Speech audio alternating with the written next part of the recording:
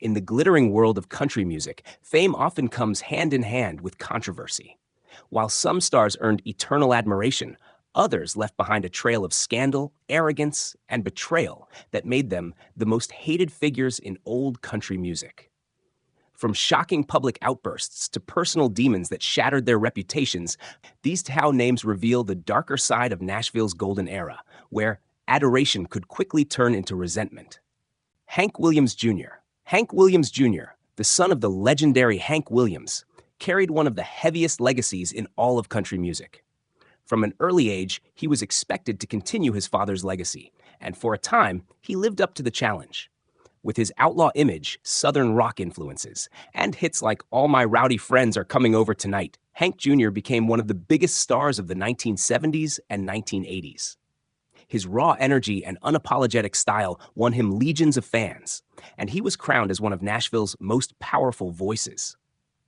But alongside fame came controversy. Williams Jr. developed a reputation for arrogance, brashness, and a willingness to say things others wouldn't dare. His offstage persona often overshadowed his music. The turning point came in 2011 when, during a television appearance, he compared then-President Barack Obama to Adolf Hitler. The statement drew immediate outrage. ESPN dropped his iconic Monday Night Football theme song, which had been a staple for years, marking a public and humiliating fall from grace. For many, it confirmed the worst stereotypes of him: angry, reckless, and out of touch. Fans were deeply divided. Some stood by him, claiming his words were just part of his outspoken character, while others abandoned him completely, believing he had crossed an unforgivable line. In the broader country music world, Williams Jr. suddenly became a polarizing figure. The press highlighted not just this incident, but also his long history of controversial statements, painting him as a man who thrived on provocation rather than artistry. Yet despite the backlash, Hank Jr. remained defiant. He leaned harder into his rebellious image, refusing to apologize in a way that might have smoothed things over. His concerts still drew crowds, but the shadow of that infamous outburst never disappeared. What once was seen as charisma became arrogance, and what had been considered outlaw honesty turned into a reputation for hostility. In the end, Hank Williams Jr. became a case study in how quickly admiration can curdle into resentment. He will always be remembered as the son of a legend who carved his own path, but also as one of the most hated figures in old country music. A star whose mouth, more than his music, defined his later years. Toby Keith.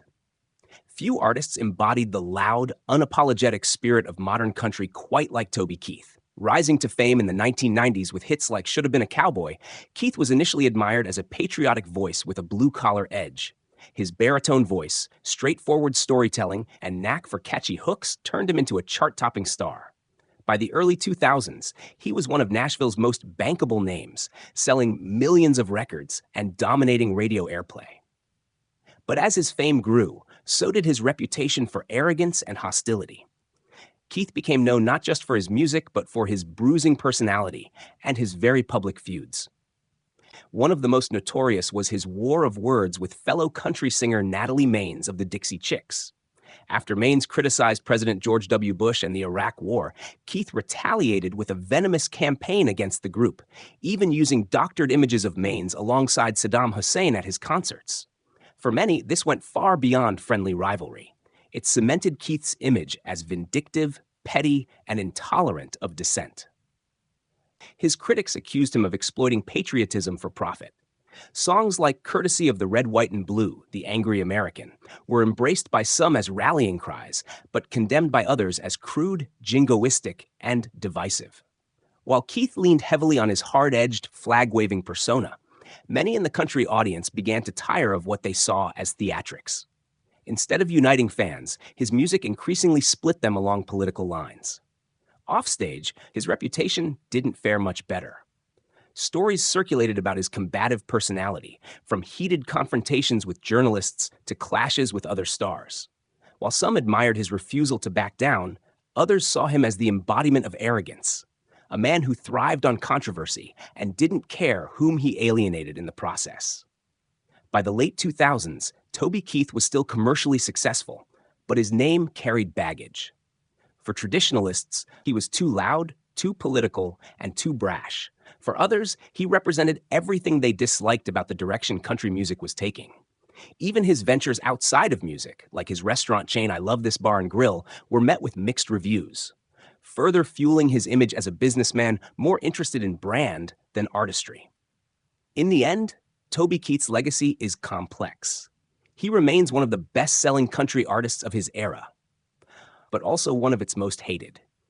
His relentless bravado, combative spirit, and politically charged persona turned him into a lightning rod, beloved by some, despised by many, and impossible to ignore. Merle Haggard. Merle Haggard's story is one of the most complicated in country music. On one hand, he is celebrated as a pioneer, the voice behind classics like Okie from Muskogee and Mama Tried. On the other, his troubled past, controversial lyrics, and unapologetic views made him one of the most polarizing, even hated figures in old country music. Haggard's beginnings were far from glamorous. Before fame, he spent time in prison for burglary and petty crime, a fact that haunted him throughout his career.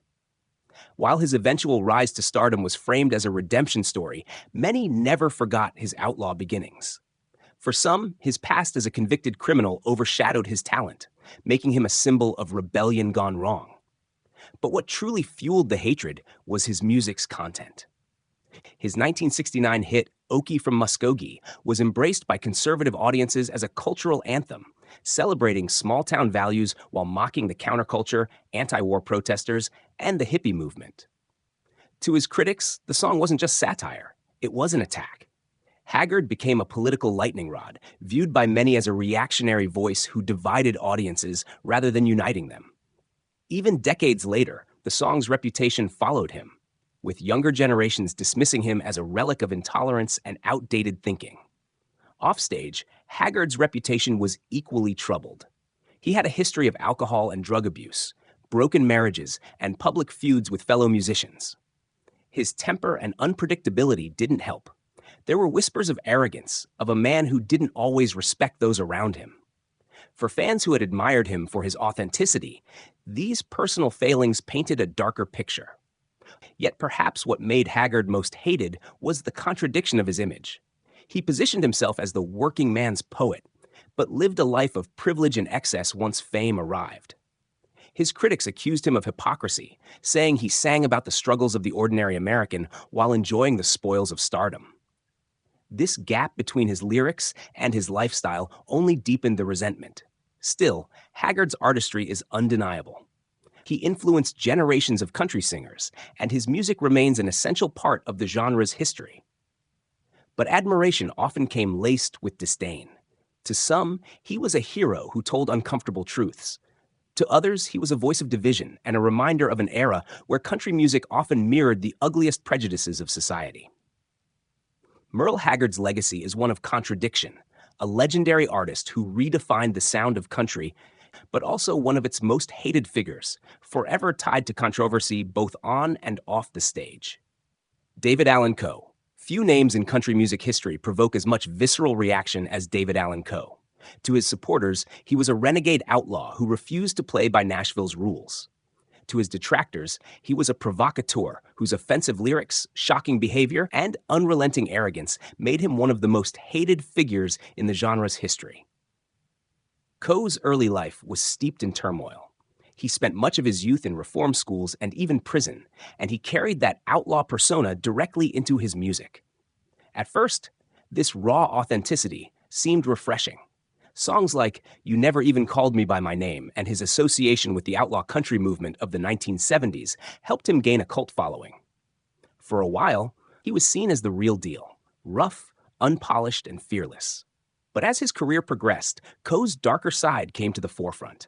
His self-released underground albums contained lyrics that were not just risque, but deeply offensive, laden with racism, sexism, and graphic vulgarity.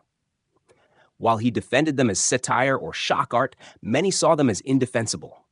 Even within the rebellious outlaw movement, Coe stood apart, not as a rebel with a cause, but as someone reveling in pushing every boundary of decency.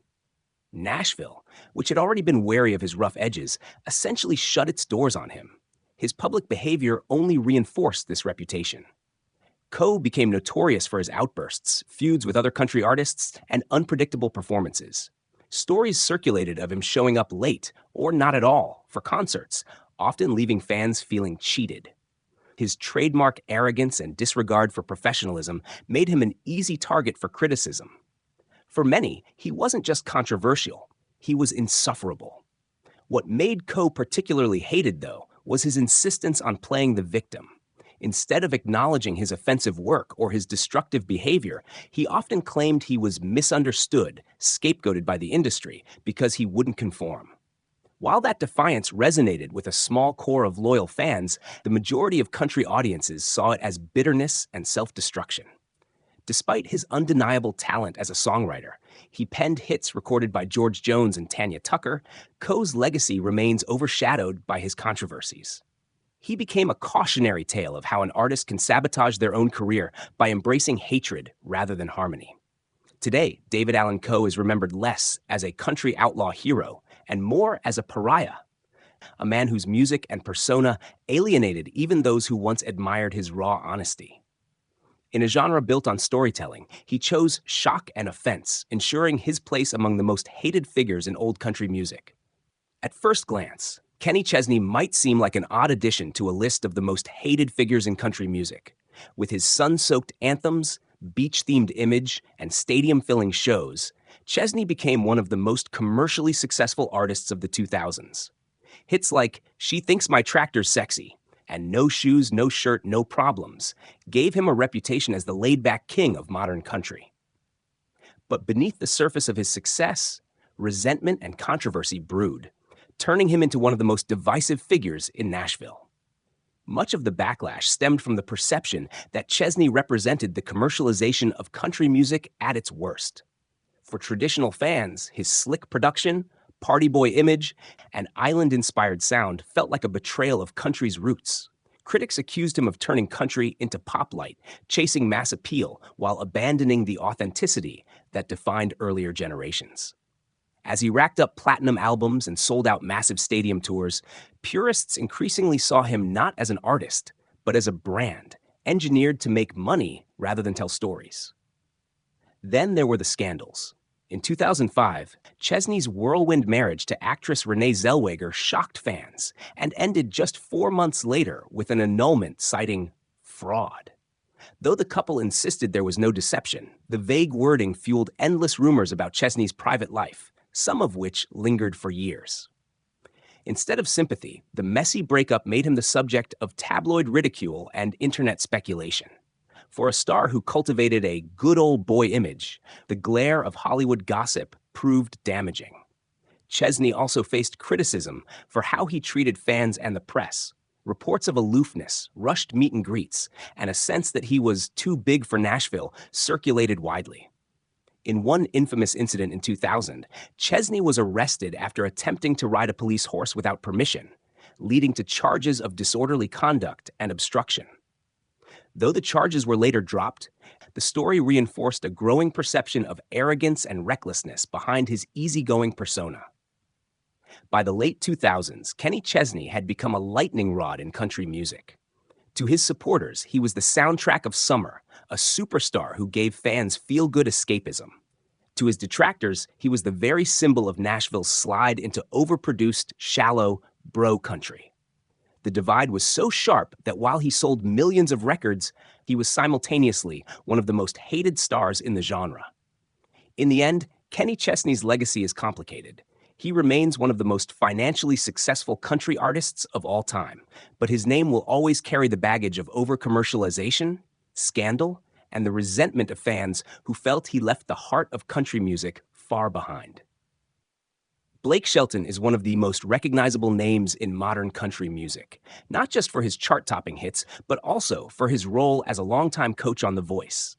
At his peak, Shelton was celebrated as the charming Oklahoma boy who brought humor and personality to the country stage. With hits like Austin and God Gave Me You, he built a career that straddled both country traditionalists and mainstream pop audiences. Yet behind the charisma, Shelton's reputation became marred by arrogance, harsh words, and a growing perception that he treated fans, and sometimes fellow artists, with disdain. Much of the criticism comes from Shelton's sharp tongue and frequent social media missteps. Known for his sarcastic wit, he often took things too far, tweeting crude jokes or controversial remarks that many considered offensive. Instead of the light-hearted jokester fans once adored, he began to look like a bully, hiding behind humor. Several times, his words sparked online outrage, reinforcing the image of a man more concerned with stirring up drama than showing respect. His relationship with the media hasn't helped. Shelton often came across as dismissive in interviews, brushing off tough questions with arrogance. Stories emerged of him ignoring fans at events or rushing through meet and greets with little interest. While some chalked it up to the fatigue of fame, others saw it as evidence that Shelton's superstar status had inflated his ego, making him forget the fans who put him there. Shelton's personal life also fueled criticism. His high-profile divorce from Miranda Lambert in 2015 and his quick transition into a very public relationship with pop star Gwen Stefani left many fans feeling betrayed. For country traditionalists, Shelton's shift into Hollywood's spotlight was a sign he was abandoning his roots. Instead of the down-to-earth country boy they once embraced, he appeared to be chasing celebrity status, leaving authenticity behind. Adding to the resentment was Shelton's role on The Voice. While it boosted his fame and brought country music to a wider audience, some felt it diluted his credibility as a country artist. He became more of a television personality than a musician, and critics accused him of caring more about ratings than artistry. His on-air jabs at contestants or rival coaches often crossed the line from playful to mean-spirited, further cementing his reputation as arrogant. Despite these controversies, Shelton's career has endured. He remains a household name, and his songs continue to perform well on the charts. But for many fans and critics, the charm wore off long ago. What was once seen as quick wit and confidence hardened into arrogance and indifference, earning Blake Shelton a place among the most hated figures in old country music. Billy Ray Cyrus. Billy Ray Cyrus exploded onto the country scene in the early 1990s with his mega hit Achy Breaky Heart. The song, with its catchy hook and line dance appeal, turned Cyrus into an overnight sensation. For a brief moment, he was the face of country's crossover potential, selling millions of albums and filling arenas. Yet that same song, and the image that came with it, would eventually fuel a backlash that made him one of the most ridiculed and hated figures in country music. Traditional country fans despised Achy Breaky Heart for what they saw as its shallow lyrics and bubblegum pop sound. While the song put Cyrus on the map, it also branded him as a one-hit wonder whose success was built more on gimmick than artistry. The line dance craze it sparked was dismissed as kitsch, further alienating him from the hardcore country audience. Instead of being welcomed as a serious artist, Cyrus was mocked as the man who cheapened the genre. His later career moves did little to repair the damage. As the years went on, Billy Ray seemed more interested in chasing pop culture relevance than in creating authentic country music. He experimented with different styles, often straying so far from traditional country that critics accused him of abandoning the genre altogether. His collaborations, including the polarizing remix of Old Town Road with Lil Nas X, reignited debates about whether he was truly country or just riding trends to stay relevant. On a personal level, Cyrus's reputation was further complicated by his family drama. His role as the father of Miley Cyrus kept him in the spotlight, but not always in a flattering way.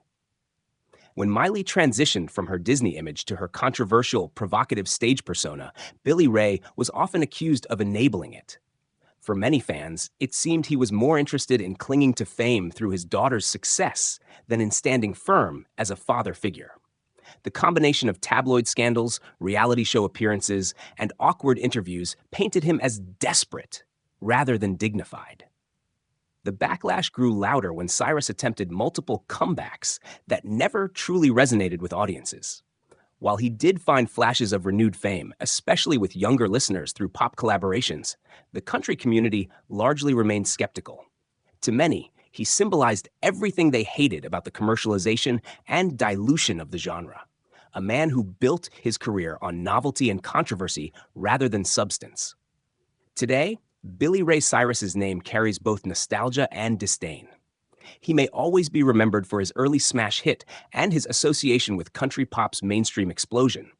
But for many diehard fans, he remains a figure of scorn, a man whose desperate grasp for relevance overshadowed any serious artistic legacy. Jason Aldean. Jason Aldean rose to fame in the mid-2000s as one of country music's most bankable stars. With hits like Dirt Road Anthem and Big Green Tractor, he carved out a place as a leader of the so-called bro country movement, songs celebrating trucks, drinking, and small-town pride.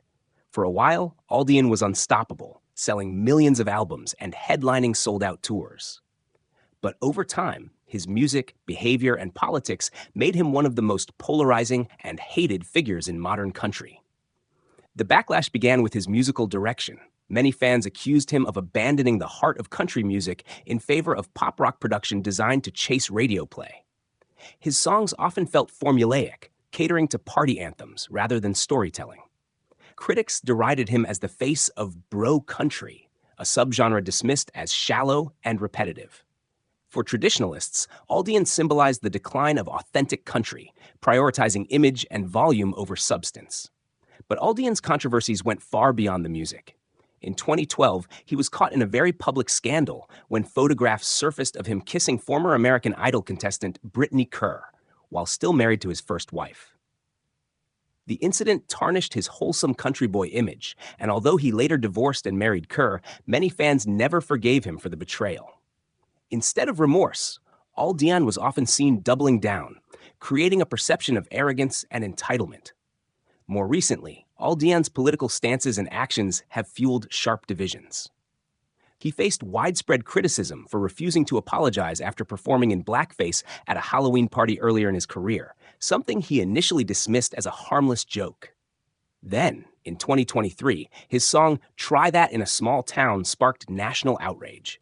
Critics accused the song and its music video of promoting vigilantism, violence, and racial undertones, particularly with imagery linked to protests. While Aldean defended the track as a message about small-town values, the controversy painted him as a provocateur willing to stoke division for attention. Even Aldean's demeanor has drawn ire. He's often described as cold and standoffish, with little effort to connect warmly with fans or the press. Instead of humility, he exudes the air of a man who believes he's untouchable, fueling the perception of arrogance that has dogged him for years. Despite all this, Aldean's commercial success remains undeniable. He continues to headline massive tours with a loyal fan base that embraces his unapologetic approach. But to many others, he represents everything wrong with modern country, a symbol of arrogance, controversy, and a genre drifting further from its roots. Jason Aldean's place among the most hated figures in country music is not only about his music, but about the bitter cultural battles his career has come to embody. Garth Brooks. For many, Garth Brooks is the biggest name in country music history. With record-breaking album sales, electrifying stadium tours, and crossover hits like Friends in Low Places and The Dance, he transformed country into a global phenomenon. But while Brooks built an empire of fans, he also attracted waves of resentment, becoming one of the most loved and most hated figures in Nashville. The roots of the backlash came from his unprecedented success. In the 1990s, Brooks shattered sales records and brought pyrotechnics and rock-style theatrics to country shows. For traditionalists, this was sacrilege. They accused him of turning country into a spectacle, cheapening its authenticity in pursuit of mass-market appeal. Instead of campfire songs and raw storytelling, fans saw lasers, smoke machines, and a performer who seemed more like a rock star than a country troubadour. To many, Brooks symbolized the commercialization of the genre, a man who sold out tradition for fame. Brooks also angered fans with his constant reinventions. In 1999, he launched his alter ego Chris Gaines, a fictional rock star persona complete with a new look and pop rock songs.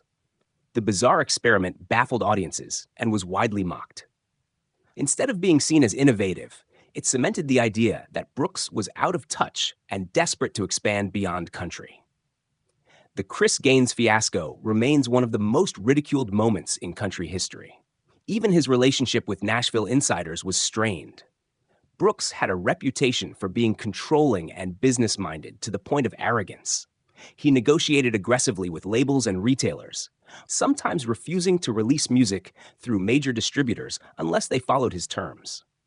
While some admired his business acumen, others saw it as ego-driven, painting him as someone who cared more about money than music. His repeated retirements and comebacks also irritated fans. Brooks retired in the early 2000s, only to return multiple times with massive promotional campaigns. For some, it felt like manipulation, leveraging nostalgia to cash in rather than staying true to a consistent artistic path. Each comeback stirred excitement, but also renewed criticism that he was playing the industry as much as he was playing music. And then there's his polarizing personality. Brooks often portrayed himself as humble, yet critics claimed it was a calculated act, masking a controlling and self-centered streak. His polished public image clashed with stories of backstage arrogance, making him seem inauthentic.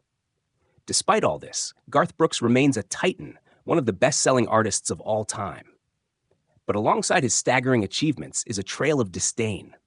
For purists and critics, he embodies the moment country music stopped being country and became an industry machine. Loved by millions, yet despised by many, Garth Brooks stands as one of the most hated figures in old country music. The Dixie Chicks, the Chicks. In the late 1990s, the Dixie Chicks were America's favorite country trio. With Natalie Maine's powerful vocals and the instrumental brilliance of Emily Robeson and Marty McGuire, they became one of the most successful groups in the genre's history. Songs like Wide Open Spaces and Cowboy Take Me Away made them household names, while their fearless style attracted a younger, more diverse fan base. For a moment, they looked unstoppable. Then came March 2003. During a concert in London, just days before the Iraq War began, Maines told the crowd, "We're ashamed that the President of the United States is from Texas." The fallout was immediate and brutal. Country radio blacklisted their music almost overnight. Fans who once adored them organized CD burnings and boycotts, treating them as traitors who had turned against America in wartime. In a genre long associated with patriotism, the Chicks were suddenly outcasts. The group fought back with defiance. Their 2006 album, Taking the Long Way, addressed the controversy directly, winning 5 Grammys, including Album of the Year. Yet in Nashville, the damage was permanent. They went from topping the charts to being virtually erased from the airwaves. Today, the Chicks remain one of country music's most polarizing acts. Some hail them as courageous truth-tellers who risked everything to stand by their beliefs. Others see them as the ultimate cautionary tale, proof of how one statement can destroy a career in the world of country music. Travis Tritt stormed into country music in the early 1990s with a soulful Southern rock edge that set him apart from the polished Nashville sound. Hits like Here's a Quarter, Call Someone Who Cares, and Any More made him a star, while his outlaw attitude gave him credibility with fans craving something raw. For a time, he was seen as a rebel with both talent and heart. But Tritt's reputation grew increasingly combative. Known for his fiery temper, he often clashed with fellow artists, promoters, and industry executives. Stories of backstage feuds became almost as common as his hit songs. His unfiltered personality, once celebrated as honesty, began to feel more like arrogance. In the age of social media, his outbursts only magnified. Tritt frequently used his platform to lash out at peers and criticize the evolution of country music, dismissing younger stars and new trends as inauthentic. What might have been seen as defending tradition often came across as bitterness and condescension. His outspoken political views further divided audiences. By aligning himself with controversial stances, Tritt alienated fans who once admired his music but grew weary of his constant rants. Instead of being remembered solely as a powerful voice with grit, he became known for his grudges. Today, Travis Tritt is still respected for his contributions to country, but his legacy carries a sharp edge. Loved by some for speaking his mind, despised by others for never knowing when to stop, he remains one of the most polarizing and hated figures in old country music. Tanya Tucker. Tanya Tucker was a sensation from the very beginning. At just 13 years old, she burst onto the scene with Delta Dawn, her husky voice and precocious confidence making her an instant star. For decades, she remained one of the most recognizable women in country music, churning out hits and maintaining a bold, rebellious image. But her personal life quickly became as infamous as her career. Tucker's early romances with much older men, including fellow country star Glenn Campbell, scandalized the public and fueled tabloid headlines. Her wild lifestyle, marked by heavy partying, drug use, and reckless behavior, only deepened the controversy. Instead of being celebrated as a prodigy, she was often condemned as a cautionary tale of wasted potential. As she grew older, Tucker developed a reputation for arrogance and volatility. She clashed with record labels, feuded with colleagues, and at times seemed more interested in her celebrity persona than her craft. For traditional country fans, she became the embodiment of excess, a star who squandered her talent in pursuit of attention. Despite her undeniable resilience and later comebacks, Tucker's image never fully escaped her past. Even her return with the Grammy-winning album While I'm Livin' in 2019 carried echoes of her scandals. Many fans admire her as a survivor who outlived her demons, but others still view her as a figure whose personal chaos overshadowed her artistry. Tanya Tucker's legacy is one of contradiction. A gifted singer who helped redefine women's roles in country, yet also one of the genre's most controversial and hated stars.